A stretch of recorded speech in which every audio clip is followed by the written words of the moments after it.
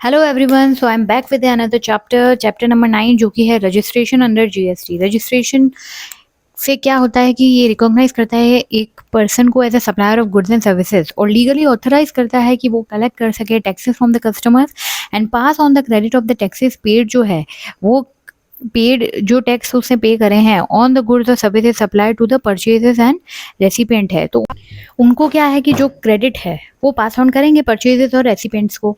तो जीएसटी में क्या होता है कि स्टेट वाइज रजिस्ट्रेशन चलता है, और अगर एक पर्सन के मल्टीपल प्लेस ऑफ बिजनेस है स्टेट और यूनियन टेरिटरी में, स्टेट और यूटी में, तो ऑप्शन है कि या तो सिंगल रजिस्ट्रेशन ले ले उसी स्टेट के लिए, या फिर सेपरेट रजिस्ट्रेशन भी ले सकता है for each place of business in such state और यूटी। तो रजिस्ट्रेशन जो जीएसटी में है वो टैक्स स्पेसिफिक नहीं है, विच मीन्स कि single registration for all the taxes, CGST, SGST, IGST, compensation cess. तो सेपरेट रजिस्ट्रेशन अगर हम जीएसटी में कराते हैं तो वो क्या हो जाते हैं, सेपरेट पर्सन की तरह उसे देखा जाता है। अब हम बात करते हैं रजिस्ट्रेशन के लिए टर्नओवर क्या होता है, क्या एग्रीगेट टर्नओवर होता है। तो हम लोग क्या है इसमें ज़्यादा से ज़्यादा चीज़ें ऐड करना चाहेंगे ताकि हर जना रजिस्टर बन सके।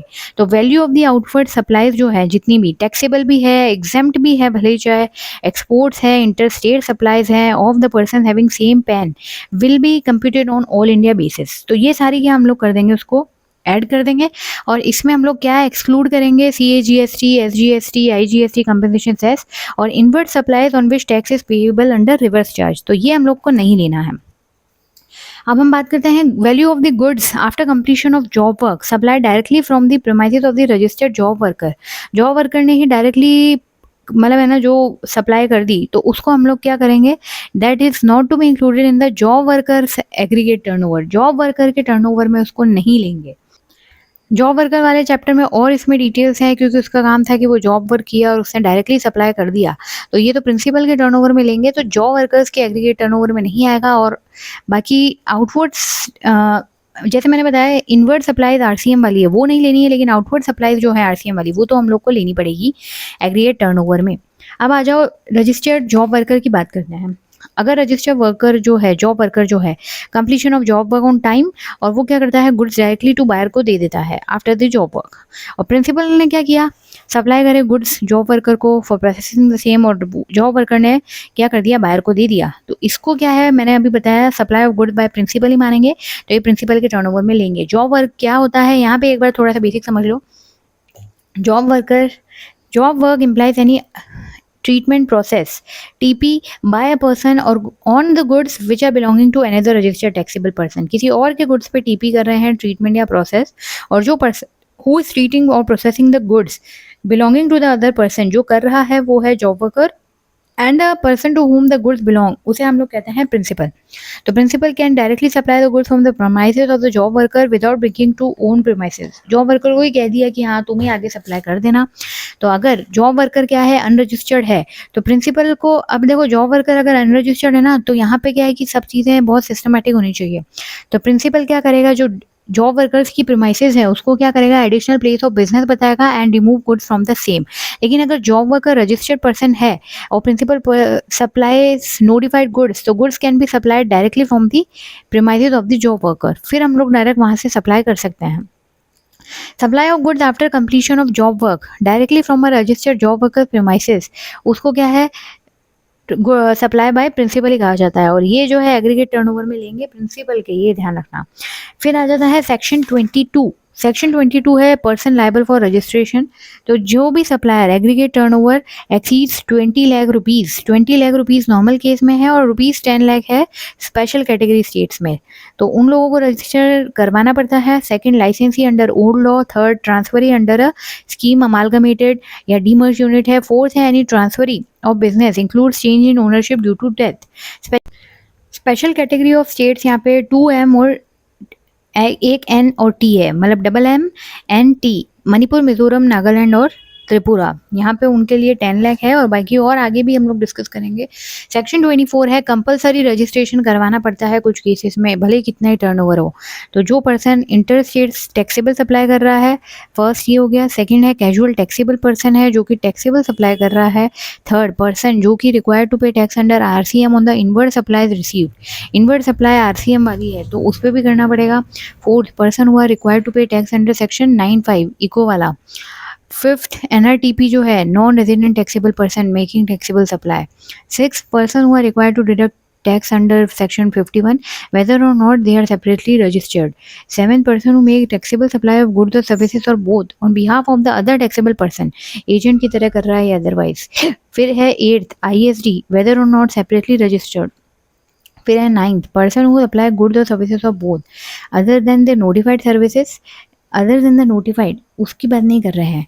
पर्सन हु सप्लाई गुड्स और services of both who supply through an economic commerce operator, e commerce operator से जो खुद सप्लाई कर रहा है उसकी बात कर रहे हैं. गुड्स अगर सप्लाई कर रहे हैं ना इको के थ्रू तो हमको कंपलसरी रजिस्ट्रेशन लेना ही पड़ेगा, कंपलसरी रजिस्ट्रेशन. लेकिन जो लिमिट होती है रजिस्ट्रेशन की वो सप्लायर को मिल जाएगी अगर वो सर्विसेज सप्लाई कर रहा है इको के थ्रू. तो ये जो एक्सेप्शन है ना ये हम लोग आगे पढ़ेंगे अभी, लेकिन मैंने यहीं पे बता दिया ताकि हम लोग क्या रिलेटेबल कर पाएँ. तो यहाँ पे हम लोग का ये होता है. फिर नेक्स्ट है 10th पॉइंट कि एवरी इको जो कलेक्ट करेगा TCS अंडर सेक्शन 52. फिर है 11 पॉइंट, एवरी पर्सन जो क्या कर रहा है सप्लाई कर रहा है OIDAR services from a place outside India, जो कि पर्सन इन इंडिया को सप्लाई कर रहा है other than a registered person, तो उसको भी कंपलसरी रजिस्ट्रेशन लेना है.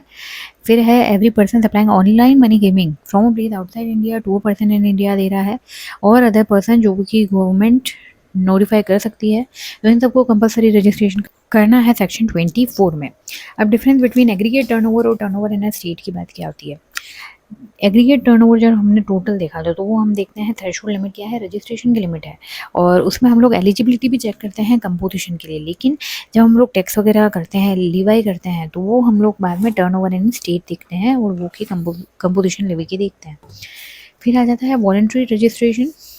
Supplier whose aggregate turnover does not exceed 10 और 20 लाख, नहीं क्रॉस किया है लेकिन वो फिर भी रजिस्ट्रेशन करवाना चाहता है. If a person with place of business in different states across India has one branch in a special category state, अगर एक भी ब्रांच स्पेशल कैटेगरी में है तो थ्रेशोल्ड लिमिट जो है ना GST की वो सबसे कम वाली यानी कि 10 लाख रुपीज़ की लग जाएगी. मतलब 10 लाख और स्पेशल कैटेगरी को स्पेशली कंसिडर कर दिया. आगे और एग्जाम्पल्स है समझ लेंगे. सेक्शन 23 यहाँ पे आ जाता है कि person not liable for registration, किनको रजिस्ट्रेशन नहीं कराना है, तो इसकी कुछ कुछ लिमिटेड और एक्सेप्शंस हैं. अब यहाँ पे मैं बात करूँ कि जो कैजुअल टैक्सेबल पर्सन है जो कि इंटरस्टेट टैक्सेबल सप्लाईज कर रहा है नोटिफाइड गुड्स की अप टू 20 लाख है तो कोई ज़रूरत नहीं है. फिर person making interstate taxable supplies है, ध्यान रखना इंटरस्टेट टैक्सेबल सप्लाईज हैं of handicraft goods up to ₹20 lakh, उनको भी नहीं कराना. फिर है person engage exclusive in supplying goods और सर्विसेज और both not liable to tax या होली एग्जाम फ्रॉम टैक्स है, उनको नहीं कराना. Agriculture is limited to supply of produce out of cultivation of land है, उनको नहीं कराना. Only person making only reverse charge supplies, person making interstate supplies of taxable services की बात हो रही है कि अगर सर्विसेज इंटरस्टेट दे रहे हैं तो वहाँ पे क्या जाएगा अप टू 20 लाख दे रहे हैं और नॉर्मल स्टेट्स में, और 10 लाख इन स्पेशल स्टेट्स आ जाएगा. एंड लास्ट पॉइंट है कि person making supply of services की बात कर रहे हैं, यहाँ पे वो पॉइंट आ गया कि सर्विसेज सप्लाई कर रहे हैं through an ECO with an aggregate turnover up to ₹20 lakh. अगर 20 लाख तक है तो यहाँ का लिमिट का साथ इनको दे दिया कि सर्विसेज अगर चलो अप टू 20 लाख है या 10 लाख तक है तो तुमको क्या है रजिस्ट्रेशन करने की ज़रूरत नहीं है. तो ये सब हमने बात यहाँ पे कर ली. तो सर्विसेज का मतलब यहाँ पे क्या है ज़्यादा एग्जाम्पशन दिया है और नोटिफाइड गुड्स का भी दिया है, तो उसमें आपको ध्यान रखना पड़ेगा. गुड्स का सिर्फ कैजुअल टैक्सेबल पर्सन और हैंडीक्राफ्ट की बात हो रही है. पर्सन जो कि सप्लाई कर रहा है गुड्स, पहले तो सर्विसेज की बात कर दी तो सर्विसेज सिंपल 20 लाख तक था इको के थ्रू, लेकिन अगर गुड्स सप्लाई कर रहे हैं इको के थ्रू तो उसमें क्या है एग्रीगेट टर्नओवर जो है वो नॉट एक्सीडिंग 20 लाख तक नहीं है in the preceding year and in the current financial year, तो वहाँ पे क्या है एग्जाम्पशन मिल जाएगा from obtaining the registration under GST. लेकिन कुछ कंडीशंस हैं तभी गुड्स के केस में एग्जाम्पशन मिलता है कि भाई आपको रजिस्ट्रेशन नहीं कराना. तो ये है फर्स्ट कंडीशन की not make any interstate supply of goods नहीं करनी है. Second, not make supply of goods through eco in more than one state or UT. Third, shall be required to have a PAN issued under the Income Tax Act. And fourth, before making supply goods की supply कर रहे हैं through eco तो यहाँ पे declare करना पड़ेगा common portal में their PAN address of the place of business state और UT in which the person जहाँ पे वो सप्लाई करना चाहते हैं and which shall be subject to validation on the common portal. तो ये चीज़ यहाँ पे आ जाएगा. और नेक्स्ट फिफ्थ कंडीशन ये है कि उन पर्सन्स को एक एनरोलमेंट नंबर दिया जाएगा on the common portal on successful validation of the pan declared. Pan का जो डिक्लेयर है उसके बाद उनको एनरोलमेंट नंबर दिया जाएगा, और not be granted more than one enrolment number in one state और UT, and no supply of the goods shall be made by person through ECO unless such person had been granted an enrolment number. तो इतनी importance है इस enrolment number की। और अगर subsequently इनको grant कर दिया जाता है रजिस्ट्रेशन अंडर सेक्शन 25, तो एनरोलमेंट नंबर जो है वो shall cease to be valid from the effective date of registration. तो फिर वो एनरोलमेंट नंबर की कोई ज़रूरत बाद में नहीं पड़ेगी। एक एक्सेप्शन और इसमें आता है कि जो पर्सन है एक्सक्लूसिवली एंगेज्ड है इन सप्लाई ऑफ गुड्स में ही एंगेज्ड है। गुड्स के लिए आता है कि अगर जिनका एग्रीगेट टर्नओवर है अप टू 40 लाख रुपीज़ है तो उनको भी रजिस्ट्रेशन लेने की ज़रूरत नहीं है। लेकिन इसके भी कुछ एक्सेप्शंस आते हैं। अगर कंपलसरी रजिस्ट्रेशन लेना है सेक्शन 24 में तो रजिस्टर करवाना ही पड़ेगा। और इसका एक और एक्सेप्शन है कि अगर पर्सन जो एंगेज है supply of ice cream, other edible ice, वही सारी चीज़ें आ गई, ये कहीं पहले पढ़ी हुई है हम लोगों ने। तो वेदर और नॉट कंटेनिंग कोकोआ, पान मसाला, tobacco manufacture, tobacco substitutes, fly ash bricks, fly ash aggregates, fly ash block, bricks of fossil meals, other siliceous earth and building bricks, earthen और roofing tile।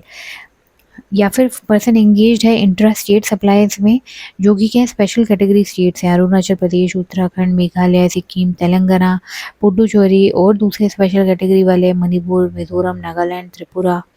अगर यहाँ पे वो इंट्रा स्टेट सप्लाईज भी कर रहा है तो उनके लिए 40 लाख नहीं लगेगा। नेक्स्ट है person who has opted for voluntary registration और such registered person who intend to continue with the registration. जिन्होंने वॉलंटरी ले लिया है तो फिर उनकी तो ये लिमिट की बात ही नहीं आती है। तो अगर हम लोग वापस से एप्लीकेबल थ्रेशोल्ड लिमिट्स की रिवाइज करें तो threshold for both goods and services की बात करें तो जो MMNT है, मणिपुर, मिजोरम, नागालैंड, त्रिपुरा, इनके लिए 10 लाख है, दोनों के लिए गुड्स और सर्विसेज के लिए। फिर हम दूसरे जो स्पेशल कैटेगरी वाले हैं उनके लिए क्या है 20 लाख है for both goods and services. तो वो हैं सिक्किम, अरुणाचल प्रदेश, मेघालय, पुडुचेरी, उत्तराखंड, तेलंगाना। नेक्स्ट है थ्रेशोल्ड लिमिट जो है 20 लाख तो सर्विसेज के लिए और 40 लाख एक्सक्लूसिवली गुड्स के लिए है। तो यहाँ पे आ जाएगा हिमाचल प्रदेश, जम्मू एंड कश्मीर, आसाम और जितने भी अदर स्टेट्स हैं तो उनके लिए क्या है 20 लाख तो क्या हो गया सर्विसेज के लिए, 40 लाख क्या हो गया गुड्स के लिए हो गया। इसका मतलब जो हमारे नोटिफाइड गुड्स है, पान मसाला, आइसक्रीम और ये सब, तो उनका 20 लाख रुपीज़ ही है। इतने क्रॉस करते ही रजिस्ट्रेशन कराना पड़ेगा। Services provided by the commission agent for sale और purchase of the agricultural produce, तो उसको भी क्या है एजेंट जो है कंपलसरी रजिस्ट्रेशन कराना पड़ेगा अगर वो टैक्सेबल सप्लाई कर रहा है या फिर acting as an agent on behalf of another taxable person. ये हमारा यहाँ पे आ जाएगा। Points to remember है first composition levy in case of separate registration for multiple of place of business within the same state है। तो separate registration अगर हमने लिया मतलब मल्टीपल बिजनेस है लेकिन स्टेट सेम है, तो if a person is paying tax for one of his place under normal scheme he shall not be pay tax under composition levy for any other place of business, and if any of the place of business separately अगर registration है becomes ineligible to pay the tax under composition, अगर एक से वो क्या हो गया ineligible हो गया, कंपोजिशन लेवी नहीं कर सकता, तो all the other registered place of business would also become ineligible to pay tax under the composition levy. मतलब भले ही सेपरेट रजिस्ट्रेशन है मल्टीपल बिजनेस के लिए, अगर एक भी इनएलिजिबल हुआ तो दूसरे जितनी भी रजिस्टर्ड प्लेसेस है वो भी इनएलिजिबल हो जाएगी। सेकंड है PAN number that is mandatory to be eligible for grant of registration. तो नॉन रेजिडेंट टैक्सेबल पर्सन है उनको अदर डॉक्यूमेंट्स के बेसिस पे मिल जाएगा।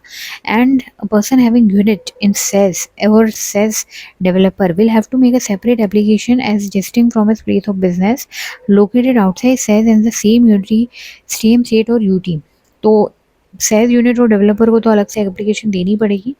सो there may be 2 units of a tax payer located in the same state. एक ही state में 2 यूनिट हो सकती है, तो ये हो सकती है कि एक सेज में हो, एक हो सकती है आउटसाइड स्पेशल इकोनॉमिक जोन हो। तो यहाँ पे क्या है सेपरेट रजिस्ट्रेशन लेने पड़ेंगे क्योंकि इनको बताया जाएगा ये सारी जो 2 यूनिट्स हैं वो सेपरेट प्लेस ऑफ बिजनेस है।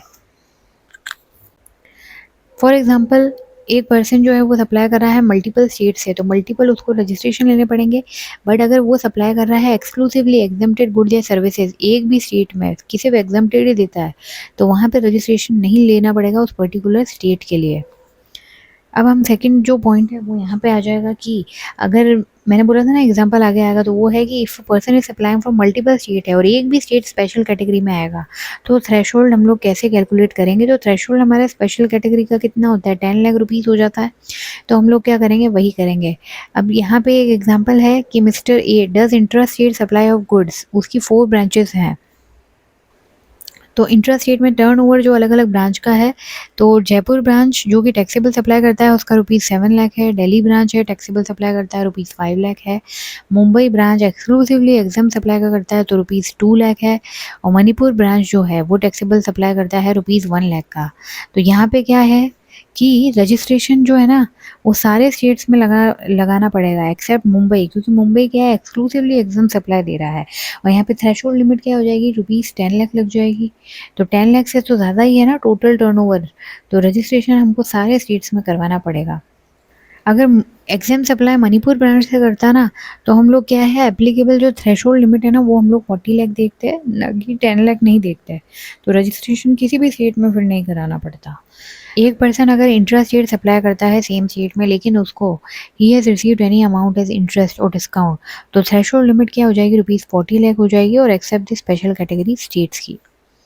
अब नेक्स्ट सेक्शन नंबर 25 है where and by when to apply for registration, कब करना पड़ता है। तो person was liable to be registered under section 22 और सेक्शन 24, जिनको कंपलसरी करना है थ्रेशोल्ड वगैरह, तो उनके लिए हमारा क्या होता है कि इन ईच एवरी स्टेट और यूटी इन विच जहाँ पे वो लायबल है वहाँ रजिस्टर करना पड़ेगा, and within 30 days from the date they become liable to registration, ये करना पड़ेगा। और जो कैजुअल टैक्सेबल पर्सन है, नॉन रेजिडेंट टैक्सेबल पर्सन है, उनको at least 5 days prior to the commencement of business करना पड़ता है register. And third, every person जो कि सप्लाई कर रहा है from the territorial waters of India, तो वहाँ पे कहाँ पे करना पड़ेगा register, in the coastal state और यूटी जो where the nearest point of the appropriate base line is located. ऐसा कोस्टल स्टेट जहाँ पे नियरेस्ट पॉइंट लोकेटेड है अप्रोप्रिएट बेस लाइन का, तो उनको भी करना पड़ता है within 30 days from the date on which he becomes liable to register. Section 25 में है हमारा पूरा प्रोसीजर रजिस्ट्रेशन का क्या होता है, तो उसमें पार्ट ए है और पार्ट बी भी आता है। तो पार्ट ए जो है इसमें डिक्लेयर करो pan and state and UT in the part A of the form GST REG 01, GST REG 01। PAN is validated from the CBDT database and also verified through OTPs, जो कि mobile number पे आ जाएगा, लेकिन mobile number and email से। उसके बाद TRN generate होता है, कम्युनिकेट होता है मोबाइल नंबर पे, और ये जो TRN है इससे पार्ट बी भरा जाएगा एप्लीकेशन फॉर्म का। पार्ट बी में क्या है, डिटेल्स आती हैं, date of commencement of business, address, nature of business क्या है, option of composition levy, bank account details etcetera. और CTP कैजुअल टैक्सेबल पर्सन में TRN is generated only once he deposits tax in advance, tax advance में उसको करना पड़ेगा। Now application जो है वो फॉरवर्ड होती है प्रॉपर ऑफिसर को, और पार्ट बी की जो डिटेल्स हैं तो उसके अंदर ये सारी चीज़ें आती है। तो पार्ट बी जो है ना उसमें क्या क्या होगा, वो प्रॉपर ऑफिसर जो है वो एग्जामिन करेगा एप्लीकेशन को, और अकम्पनिंग जो भी डॉक्यूमेंट्स हैं उसमें करना पड़ता है उसको ऑथराइज। प्रॉपर ऑफिसर एग्जामिन करेगा, अगर वो सारे के सारे ऑर्डर में है तो येस, अगर इसका आंसर है सब ऑर्डर में है तो क्या करेगा, रजिस्ट्रेशन ग्रांट कर देगा within 7 working days from the date of submission of the application without site verification. तो विद इन 7 वर्किंग डेज हो जाएगा, लेकिन ये कब होएगा, जब सक्सेसफुली एप्लीकेंट ने क्या करा है, वैलिडेट करा है आधार ऑथेंटिकेशन। तो पार्ट बी में क्या है, जनरली आधार ऑथेंटिकेशन के बारे में ज़्यादा आएगा इसमें। तो अगर वो सब वैलिडेट कर रखा है तो विद इन 7 वर्किंग डेज दे दिया जाएगा। लेकिन अगर येस करा है तो यहाँ पे अगर एप्लीकेंट ने fails to undergo the Aadhaar authentication and does not opt for Aadhaar authentication, या फिर PO को लगता है deems fit to carry out this site verification, अगर ये दोनों चीज़ें करनी है, या फिर person who has won the Aadhaar authentication तो किया है, is identified on the common portal based on the data analysis and risk parameter, लेकिन वहाँ पे वो इसके बेसिस पे to carry out the site verification, ये सब अगर चीज़ें बाकी हैं तो रजिस्ट्रेशन कितने दिन में दिया जाएगा, is granted with in 30 days of application and after verification of the site and prescribe documents है वो सब वेरीफाई होंगे, उसके बाद 30 दिन के अंदर दिया जाएगा। तो ये तो था कि जब पहले जो सारे एप्लीकेशन डॉक्यूमेंट सही थे, ये तब की बात है, और अगर नहीं है सही ऑर्डर में तो क्या करेगा जो पीओ है प्रॉपर ऑफिसर, वो नोटिस इशू करेगा, देयर बाय सीकिंग क्लैरिफिकेशन मानेगा, क्लैरिफिकेशन मांगेगा, और इन्फॉर्मेशन डॉक्यूमेंट्स है वो एप्लीकेंट से मांगेगा, सब कुछ इलेक्ट्रॉनिकली। अगर जो एप्लीकेंट है वो क्लैरिफिकेशन इन्फॉर्मेशन या डॉक्यूमेंट सीटीडी जो है विद इन 7 वर्किंग डेज दे देता है, 7 working days from the date of receipt of notice, और प्रॉपर ऑफिसर भी सेटिस्फाई हो जाता है, तो रजिस्ट्रेशन दिया जाता है within 7 days from the date of receipt of the CTD, जो भी क्लैरिफिकेशन डॉक्यूमेंट या इन्फॉर्मेशन आया है। अगर प्रॉपर ऑफिसर सेटिस्फाई नहीं होता है तो एप्लीकेशन को रिजेक्ट किया जाता है for reason to be recorded in writing. तो ये जो नोटिस है ना वो प्रॉपर ऑफिसर इशू कर देता है जब अगर उसने क्या करा है, या तो ऑथेंटिकेशन आधार ऑथेंटिकेशन नहीं किया, या साइट वाला जो है विद इन 30 डेज वाला था वो, या फिर 7 वर्किंग डेज में भी करना पड़ता है जब वो आधार का सक्सेसफुल वैलिडेशन हो। तो ये तो था पार्ट बी जहाँ पे प्रॉपर ऑफिसर सब कुछ एग्जामिन करता है। कुल मिलाकर ये है कि अगर कोई भी डेफिशिएंसी नहीं है एप्लीकेशन में जो एप्लीकेंट ने अप्लाई कर दी है, तो क्या है कि डायरेक्टली प्रोसीजर हो जाएगा हमारा कि रजिस्ट्रेशन जो है वो ग्रांट कर दिया जाएगा विद इन 7 वर्किंग डेज और यही सब। लेकिन अगर हाँ उसमें डेफिशिएंसी है तो क्या है कि जो पीओ है ना वो नोटिस भेजेगा 7 वर्किंग डेज, जहाँ पे चाहिए वहाँ 7 वर्किंग डेज, और जहाँ पे आधार वगैरह ऑप्ट नहीं किया है तो वहाँ पे 30 डेज फ्रॉम दी एप्लीकेशन दिया जाता है नोटिस, फिर वापस क्लैरिफिकेशन देता है। तो ये इस टाइप से प्रोसीजर है वो चलता है। डीम्ड अप्रूवल ऑफ एप्लीकेशन मान लेंगे अगर प्रॉपर ऑफिसर ने कोई भी एक्शन लिया ही नहीं है, कोई भी नोटिस या कुछ नहीं भेजा है, तो अगर पर्सन ने है ना सब कुछ आधार वगैरह ऑथेंटिकेट करा है तो उसको रजिस्ट्रेशन दिया जाएगा within the period of 7 working days from the date of submission of application. लेकिन अगर उसने आधार ऑथेंटिकेट नहीं कराया है और साइट वेरिफिकेशन हुआ है, फिजिकल एग्जामिनेशन हुआ है प्लेस ऑफ बिजनेस का, और वेरिफिकेशन ऑफ डॉक्यूमेंट्स वगैरह हुआ है, तो हम लोग उसको within a period of 30 days from the date of submit of application deemed approval मान लेंगे। और अगर प्रॉपर ऑफिसर जो है आफ्टर जब है ना उसको क्लैरिफिकेशन नोटिस और इसका नोटिस देने के बाद विद इन 7 डेज में ना एप्लीकेंट जब रिप्लाई करता है तो उसके बाद है ना प्रॉपर ऑफिसर या तो सेटिस्फाई होता है या नहीं होता है, तो भी अगर कुछ नहीं किया तो उसमें क्या है within 7 days from the date of receipt of CTD, जब भी उसने एप्लीकेंट ने दिया है उससे विद इन 7 डेज दिया जाएगा। तो ये सारा प्रोसीजर था that will not apply to NRTP, या फिर जो पर्सन जो डिडक्ट करता है टीडीएस अंडर सेक्शन 51 या कलेक्ट करता है टीसीएस अंडर सेक्शन 52, या फिर पर्सन जो सप्लाई कर रहा है OIDAR services from place outside India to a non taxable online recipient, और a person supplying online money gaming from a place outside India to person in India. तो जो ये प्रोसीजर है for obtaining registered is also applicable to a person who is paying tax under composition levy and every person who is seeking voluntary registration as well as casual taxable person। तो casual taxable person पे भी ये चीज़ होता है, और लेकिन उसको वही बताया कि एडवांस में टैक्स जमा कराना पड़ता है। तो ये सारा रजिस्ट्रेशन का फॉर्म क्या है, GST REG 01 है, और एप्लीकेशन जो है वो 2 पार्ट्स में डिवाइड होती है जो पार्ट ए और पार्ट बी बता दिया है। आधार ऑथेंटिकेशन की बात जो हो रही है कि एवरी रजिस्टर्ड पर्सन को कराना पड़ता है, और अगर फेलियर हो गया तो रजिस्ट्रेशन को इनवैलिड मान लेंगे। और अगर अदर देन पर्सन जो है वो अदर देन इंडिविजुअल है तो आधार ऑथेंटिकेशन कैसे करेंगे, अगर कोई भी पार्टनर है ऑफ पार्टनरशिप फॉर्म तो करता ऑफ फॉर HUF, या फिर प्रोप्राइटर फॉर प्रोप्राइटरशिप फॉर्म, या फिर MD या WTB TD फॉर कंपनी, ये लोग हम भी कर सकते हैं आधार ऑर्गेनाइजर, या ट्रस्टी फॉर ट्रस्ट। कुछ पर्सन्स हैं जिनको एग्जाम्प्ट भी कर दिया है आधार ऑथेंटिकेशन से, अगर not a citizen of India, department of CGSG local authority या PSU स्टैट्यूटरी बॉडी है, या फिर person applying for unique identity number, इनको आधार ऑथेंटिकेट कराने की ज़रूरत नहीं है। रिस्क बेस्ड बायोमेट्रिक बेस्ड आधार ऑथेंटिकेशन ये इंट्रोड्यूस करा है, रिस्क बेस्ड बायोमेट्रिक आधार बेस्ड ऑथेंटिकेशन जो है currently in Gujarat and Puducherry on pilot basis based on the data analysis and risk parameter that shall be followed by biometric based Aadhaar authentication and taking photograph of the applicant अगर applicant individual है, and of such individual where the applicant is not an individual, तो along with the verification of original copy of the documents uploaded, if Aadhaar number not assigned तो rule 10 भी हमारा क्या होगा applicable होगा। तो 10B rule क्या कहता है, अगर आधार नंबर नहीं दिया है, has been not assigned to the person required to undergo the Aadhaar authentication, तो उसको दूसरे डॉक्यूमेंट देने पड़ेंगे, हर और his Aadhaar enrolment ID slip plus bank passbook with photograph, voter identity card issued by the election commission of India, और passport और driving licence, इनमें से कुछ भी वो दे सकता है, provided that The person shall undergo the authentication of Aadhaar within a period of 30 days from the allotment of the Aadhaar number.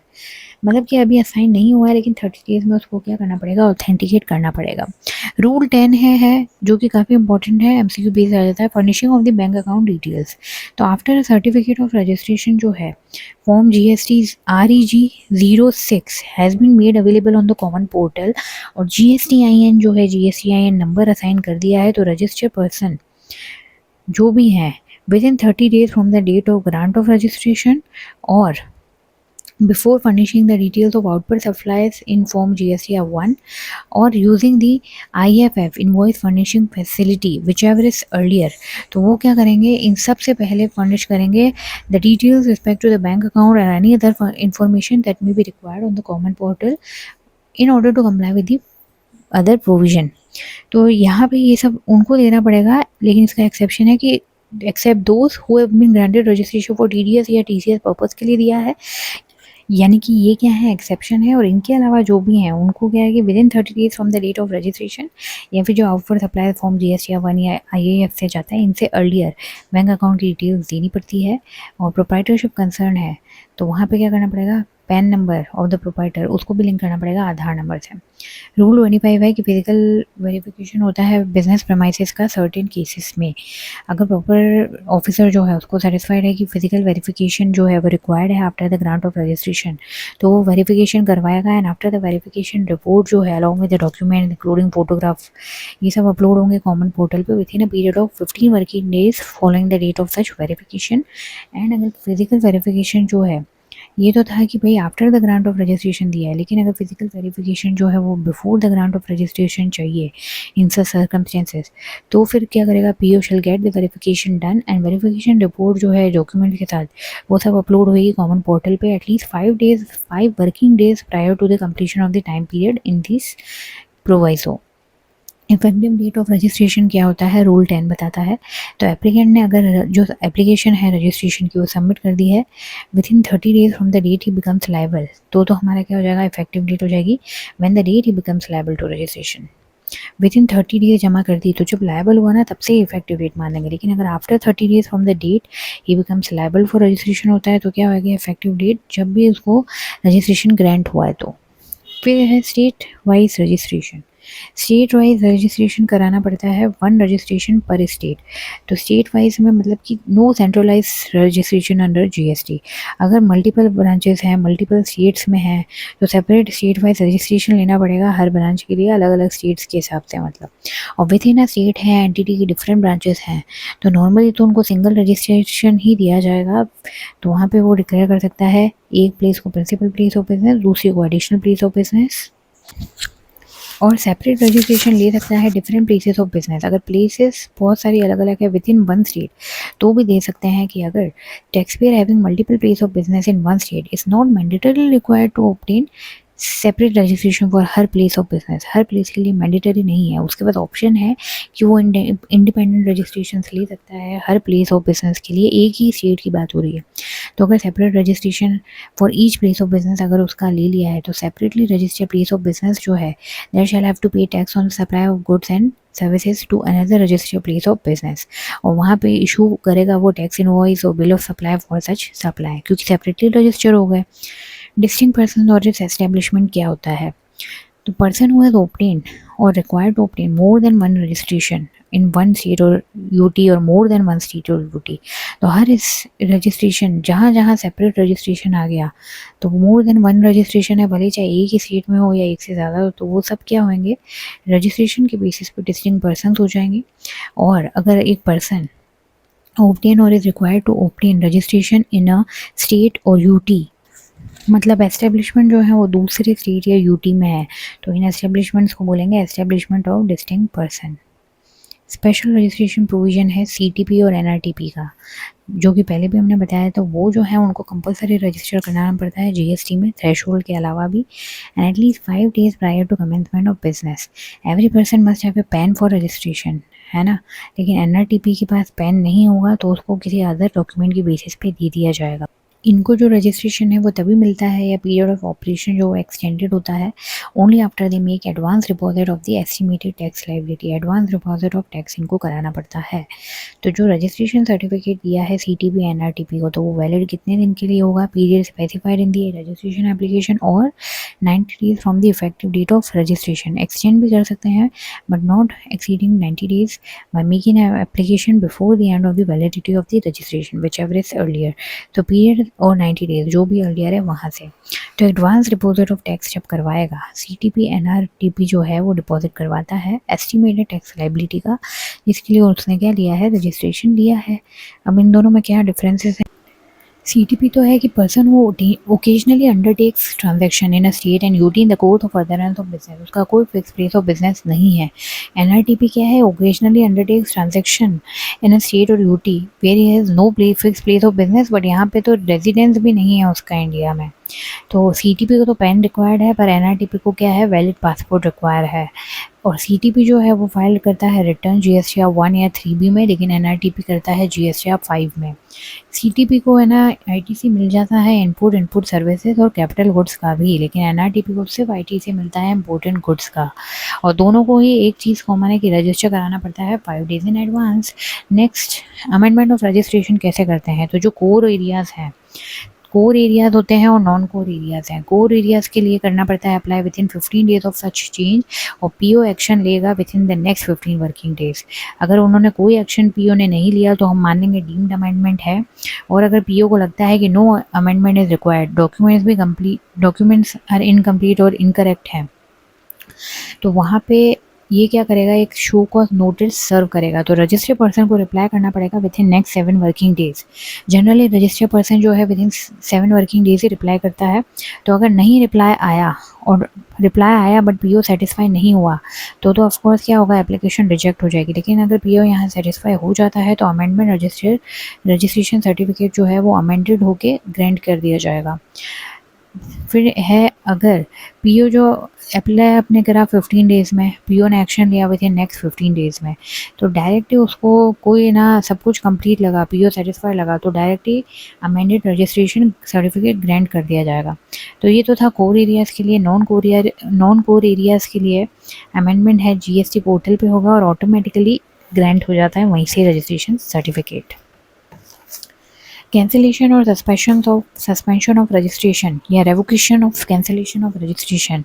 तो कैंसिलेशन के लिए क्या होता है? एक तो होता है voluntary cancellation by registered person, या फिर सू मोटो कैंसिलेशन कर सकता है डिपार्टमेंट भी। तो वॉलंटरी क्या वो होगा? जब रजिस्टर्ड पर्सन को लगता है नो मोर रिक्वायर्स रजिस्ट्रेशन, यानी कि इन case of death of the registered person, तो लीगल हायर क्या कर सकते हैं? अप्लाई कर सकते हैं कैंसिलेशन के लिए। और सू मोटो को जब है ना प्रॉपर ऑफिसर को कंसिडर करता है कि रजिस्ट्रेशन ऑफ अ पर्सन वो क्या है? कैंसिलेशन के लिए लायबल है, क्योंकि कुछ डिफ़ॉल्ट हुए हैं कि बिजनेस मतलब रजिस्टर जो है वो पर्सन है, रजिस्ट्रेंट जो है वो not doing business from the registered place of business, या फिर वही ये टैक्स इनवॉइस कर दिया विदाउट मेकिंग सप्लाई, कुछ डिफ़ॉल्ट करे तो वहाँ पे कैंसिल कर सकते हैं। तो सर्कमस्टेंस में registration is liable to be cancelled, section number 29। तो वहाँ पे क्या है? Suo motu by proper officer और application of the registered person और his legal heir in case of death. तो ऑन इट्स ओन और बाय द डिपार्टमेंट कब हम लोग कैंसिल कर सकते हैं? तो यहाँ पे आता है कि बिजनेस डिसकंटिन्यू हो गया, transferred fully for any reason including death of the proprietor और amalgamated with other legal entity और डीमर्जर और otherwise disposed of, change in the constitution of business हुआ है, या फिर taxable person no longer liable to be registered, वो no longer liable है, and who intends to opt out of the voluntary registration. तो यहाँ पे क्या हो जाएगा? ऑन इट्स ओन और बाय द डिपार्टमेंट हो जाएगा। एंड देन इसके बाद नेक्स्ट पॉइंट है कि सर्कमस्टेंसेस जब पीओ कैंसिल कर सकता है ऑन इज ओन में, मतलब प्रॉपर ऑफिसर को कब लगेगा? तो प्रॉपर ऑफिसर कैंसिल करेगा from such date including any retrospective date से भी वो कर सकता है, as he may deem fit. A person paying tax under section 10 has not मतलब कि कंपोजिशन वाला जो has not furnish return for a financial year beyond 3 month from the due date of furnishing the said return. तो due date से क्या हो गए हैं? 3 मंथ्स हो गए हैं, not furnish the return for the financial year. तो ये क्या है? प्रिस्क्राइब्ड कुछ कॉन्ट्रीब्यूशंस है जो रजिस्टर्ड पर्सन करता है तो वो liable to cancellation for registration हो जाएगा। तो रजिस्टर्ड पर्सन ने क्या किया है? Does not conduct any business from the declared place of business, कोई बिजनेस नहीं करा, तो और फिर उसके बाद इशू भी कर दिया इनवॉइस या bill without supply of goods and services, तो ये violation of the provision of the act और the rules there made there under. Then third है कि वॉलेट कर दिया provision of section 171, anti profiteering measure वाले प्रोविजन को वॉलेट किया, या फिर वॉलेट किया 10A बैंक अकाउंट की डिटेल्स नहीं दी बैंक अकाउंट की, अवेल कर लिया ITC in violation of the provision of this section 16 of the act, या फिर जो डिटेल्स हैं आउटवर्ड सप्लाईज जीएसटीआर 1 में फॉर 1 और मोर टैक्स पीरियड, वो क्या है एक्सेस में है of the outward supply declared by the him in the valid return under section 39, कुछ भी ये कर दिया उसने। Wallet the provision of 86B rule जो है वो करा है, और रिटर्न जो फाइल करना होता है 39(1) में फॉर ईच मंथ और part thereof monthly return filer, उससे क्या है फर्निश नहीं कहे हैं return for a continuous period of 6 month, 6 month से रिटर्न नहीं दिए हैं, या फिर required to file register under the proviso to section 39(1), तो वहाँ पे क्या है अगर क्वार्टरली रिटर्न है तो फॉर ईच क्वार्टर और part thereof, quarterly return ने क्या वाले ने क्या किया है not furnish return for a quarter for a continuous period of 2 tax period, 2 tax period से वो दे नहीं रहा है रिटर्न, इन सब केस में लायबल टू कैंसिलेशन करा जा सकता है रजिस्ट्रेशन का। सस्पेंशन ऑफ रजिस्ट्रेशन क्या होता है प्रायर स्टेज ऑफ कैंसिलेशन है, यहाँ पे कैंसिलेशन डायरेक्टली नहीं होता है, it is goes to suspension first. तो व्हेन रजिस्टर पर्सन ने अप्लाई करा है खुद से सस्पेंशन के लिए, तो date of submission of application या फिर which date of cancellation which is sought, तो विच एवर इज लेटर है यहाँ। Next है when the cancellation is initiated by the department to with effect from the date to be determined by the proper officer, and during the suspension period जो है registered person कोई भी taxable supply नहीं करेगा और shall not furnish any return, तो suspension is deem to be revoked upon completion of the cancellation proceeding, जब cancellation की प्रोसीडिंग पूरी हो जाएगी तो सस्पेंशन खत्म। तो प्रोसीजर क्या होता है कैंसिलेशन ऑफ रजिस्ट्रेशन का, तो बाय रजिस्टर्ड पर्सन और बाय डिपार्टमेंट अलग अलग है। तो रजिस्टर्ड पर्सन क्या करता है अप्लाई करता है electronically within 30 days from the date of occurrence of the event causing cancellation, 30 days में अप्लाई करेगा एंड प्रॉपर ऑफिसर जो है वो ऑर्डर इशू करेगा कैंसिलेशन का विद इन 30 डेज, और जो भी details of the inputs held in stock raw material finish goods या सेमी फिनिश गुड्स या फिर capital goods on the date from which cancellation is sought, तो वो भी सबमिट करनी पड़ेगी। तो ये रजिस्टर्ड पर्सन करेगा। दूसरा है डिपार्टमेंट सो मोटो करता है, तो डिपार्टमेंट जो है वो पीओ क्या करेगा नोटिस देगा और शो कॉज नोटिस का रिप्लाई करना पड़ेगा विद इन 7 डेज। अगर वो सेटिस्फाइड है पीओ तो वो क्या कर देगा ड्रॉप कर देगा प्रोसीडिंग्स का, और अगर नहीं सेटिस्फाई है तो कैंसिल भी कर देगा within 30 days of reply. और डिपार्टमेंट ने इनिशिएट करी है cancellation proceeding due to non filing of the return and बाद में वो रिटर्न फाइल कर देता है पर्सन, तो भी क्या है डिपार्टमेंट बोलेगा छोड़ देगा, बोलेगा हाँ चलो बच्चों से गलती हुई है बट रिटर्न तो फाइल कर ही दिया है। आईटीसी ट्रीटमेंट का क्या करेंगे कैंसिलेशन में, तो ऑफकोर्स रिवर्स करेंगे for the inputs, ITC taken on the inputs, और लेकिन डायरेक्ट आईटीसी को रिवर्स ऐसे नहीं करेंगे, तो आईटीसी टेकन ऑन इनपुट्स और output tax payable on such goods prevailing market price से, इन दोनों में से जो हाई है तो ये हम लोग क्या करेंगे रिवर्स करेंगे। तो ये तो हमारा था इनपुट्स के लिए। आउटपुट्स फिर उसके बाद कैपिटल गुड्स जो हैं उसके लिए क्या होगा रिड्यूस आईटीसी, यहाँ पे तो हमेशा क्या करते हैं reduce ITC on the basis of remaining life calculated in months ये निकालते हैं, और tax on transaction value which ever is high तो उतना क्या करेंगे हम लोग रिवर्स करेंगे। पॉइंट्स टू रिमेंबर है कि बिकॉज ऑफ कैंसिलेशन जो लाइबिलिटी है prior to the date of cancellation that will not be change, liability देनी पड़ेगी and no returns can be filed after the cancellation, however returns जो है pertaining to period which is prior to cancellation पहले जो है cancellation के वो तो फाइल करने ही पड़ेंगे। सेक्शन 30 है revocation of cancellation of registration bye the department, तो कैंसिलेशन को कैसे रेवोकेट कर सकते हैं, अगर अप्लाई करा है apply for revocation within 90 days from the date of service of order of cancellation, within 90 days जो भी ऑर्डर आता है ना कैंसिलेशन का तब से अप्लाई करना पड़ता है, लेकिन such period on sufficient cause being shown for the reasons to be recorded in writing, तो एक्सटेंड कौन कर सकता है बड़े लोग, यहाँ पे थोड़े से बड़े आ जाते हैं extended by commissioner on an officer authorise by him, additional commissioner या जॉइंट कमिश्नर वो भी कर सकते हैं, यानी कि सी एसी और जेसी कर सकते हैं for a period not exceeding 180 days, यानी कि 90 डेज है और प्लस 180 डेज एक्स्ट्रा है, तो पीओ सेटिस्फाई है तो वो रिवोक कर सकता है कैंसिलेशन। तो जो भी प्रॉपर ऑफिसर वगैरह की टाइमिंग है वो जनरली 30 डेज है, तो revoke cancellation within 30 days from the receipt of application. अगर पीओ सेटिस्फाई नहीं है तो सेम चीज़ है कि पीओ शो कॉज नोटिस देगा और रिप्लाई कितने दिन में देना पड़ेगा within 7 days from the date of issue of show cause notice, उसके बाद पीओ कर देगा डिस्पोज ऑफ द एप्लीकेशन, या तो वो एक्सेप्ट करेगा या रिजेक्ट करेगा, और बड़े लोगों को थोड़ा टाइम लगता है तो वो क्या करेगा एक्सेप्ट या reject within 30 days of the reply. तो केस 1 है when registration has been cancelled, तो with effect from the date of order of the cancellation of registration, मतलब इफेक्टिव डेट ऑफ कैंसिलेशन जब हम कर रहे हैं रजिस्ट्रेशन का, वो हमारा था कि जब हमने date of order of cancellation of the registration दिया है, उसी दिन से हमने कैंसिल कर दिया था कि जब हमने ऑर्डर किया था ना रजिस्ट्रेशन का, उसी दिन से वही इफेक्टिव डेट है कैंसिलेशन की। तो हम लोग को क्या करना पड़ेगा, जब हम रेवोकेशन के लिए अप्लाई कर रहे हैं कैंसिलेशन के लिए, रेवोकेशन की भाई हटा लो, तो हम क्या करेंगे, जो भी date from which the returns not furnish, हमने पहले के रिटर्न्स नहीं दिए हैं, to the date of order of cancellation, जब हमारा कैंसिलेशन का ऑर्डर आया, यहाँ तक के जो भी रिटर्न्स है for this period that has to be filed before applying for revocation. तो रेवोकेशन से अप्लाई करने के पहले सारे रिटर्न यहाँ तक के फाइल होंगे। और उसके बाद जो है कि जब हमारा कैंसिलेशन का ऑर्डर आ गया था, अब तो हमने बाद में तो भरे ही नहीं होंगे, तो कैंसिलेशन का ऑर्डर आया और फिर बाद में जब नया ऑर्डर आया कि date of revocation of cancellation, तो कैंसिलेशन से जो रेवोकेशन तक का पीरियड है, तो वो रिटर्न जो है वो हम लोग को अब फाइल करने पड़ेंगे with in 30 days of the order of revocation of cancellation. जिस दिन से रेवोक हुआ उस दिन से 30 डेज के अंदर बाद वाला जो रिटर्न्स है वो हमें फाइल करने पड़ेंगे। और केस 2 हमें हमारा where the registration has been cancel with retrospective effect, हमने कैंसिल कर दिया। तो यानी कि रेट्रोस्पेक्टिव इफेक्ट में क्या हो जाएगा कि जो हमारी डेट जिसके हमने पहले रिटर्न्स तो फर्निश करे ही नहीं है, मतलब कि वही हमारा effective date of cancellation of registration था, तो डेट जहाँ पे हमने रिटर्न्स फर्निश नहीं करे हैं और date of order of cancellation जब आया और डेट ऑफ रेवोकेशन आया, तो हम लोगों ने कुछ भी नहीं करे हैं। तो ये सारे रिटर्न्स जो हैं वो हम लोग अब फाइल करेंगे with in 30 days of the order of revocation of cancellation. Within 30 days जब रेवोकेशन आया तो हम लोग को क्या करना पड़ेगा, रिटर्न्स फाइल करने पड़ेंगे। क्योंकि जो रेट्रोस्पेक्टिव वाला है उसमें हमने क्या है कि पहले ही जो रिटर्न्स है ना वो भी फाइल नहीं किए होंगे, तो अब उसको विद इन 30 डेज फाइल कर दो। नेक्स्ट है हमारा न्यू रजिस्ट्रेशन प्रोसीजर, सेक्शन 25 जो है इसमें आता है रूल, मतलब आधार ऑथेंटिकेशन और न्यू रजिस्ट्रेशन प्रोसीजर। तो ये तो वैसे हम लोगों ने कर लिया था, लेकिन एक बार और इसको कर लेते हैं।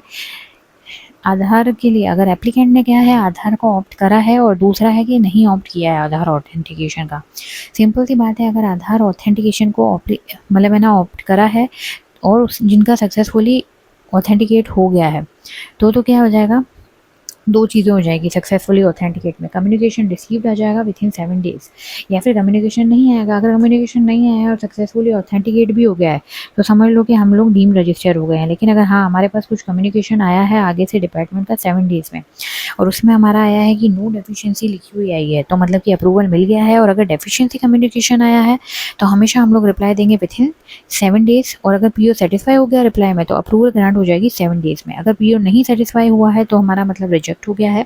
और अगर पीओ का मान लो कोई रिप्लाई भी नहीं आया है विद इन 7 डेज तो हम लोग क्या मानेंगे कि डीम्ड अप्रूवल हमें मिल गई है। तो यहाँ पे हम लोग रजिस्टर फ्रॉम 7th डे मान लेंगे कि यहाँ पे क्या है कि कुछ भी रिप्लाई नहीं आया तो डीम्ड अप्रूवल के केस में। तो ये हमारा यहाँ था कि जब उसने क्या है आधार को ऑथेंटिकेट करा है। अब हमारा आ जाता है कि fails to authenticate Aadhaar card, या तो उसने वो फेल हो गया, उसने नहीं किया ऑथेंटिकेट, या फिर उसने ऑप्ट ही नहीं किया आधार ऑथेंटिकेशन के लिए। तो यहाँ पे दो चीज़ें हो सकती है। तो यहाँ पे क्या है कि जो प्रॉपर ऑफिसर है वो करेगा फिजिकल वेरिफिकेशन, जिसके लिए अगर उन्होंने कोई भी नोटिस है वो इशू किया है 30 डेज़ में, या फिर हो सकता है कि कोई नोटिस इशू नहीं किया है। अगर कोई नोटिस इशू ही नहीं करा तो यानी कि डीम रजिस्टर मान लिया जाएगा। हाँ आधार ऑथेंटिकेट नहीं हुआ तो वो डीम रजिस्टर मान लिया जाएगा। लेकिन अगर नोटिस देते हैं विद इन 30 डेज तो रजिस्ट्रेशन दिया जाएगा फिजिकल वेरिफिकेशन के बाद में एक्चुअली, या फिर डॉक्यूमेंट से। तो ये हमने वापस एक बार और रिवीजन इसका कर लिया है और यहाँ पे हमारा चैप्टर नंबर 9 रजिस्ट्रेशन होता है ख़त्म। So thank you so much for listening to this audio. और अगर ये रिवीजन ऑडियो पसंद आ रहे हैं तो like share and subscribe my channel, इससे मुझे भी मोटिवेशन मिलेगा। और मिलती हूँ मैं नेक्स्ट चैप्टर नंबर 10 के साथ, जो कि है टैक्स इनवॉइस, डेबिट नोट और credit note. And all the best to everyone जिन सब के एग्जाम्स हैं।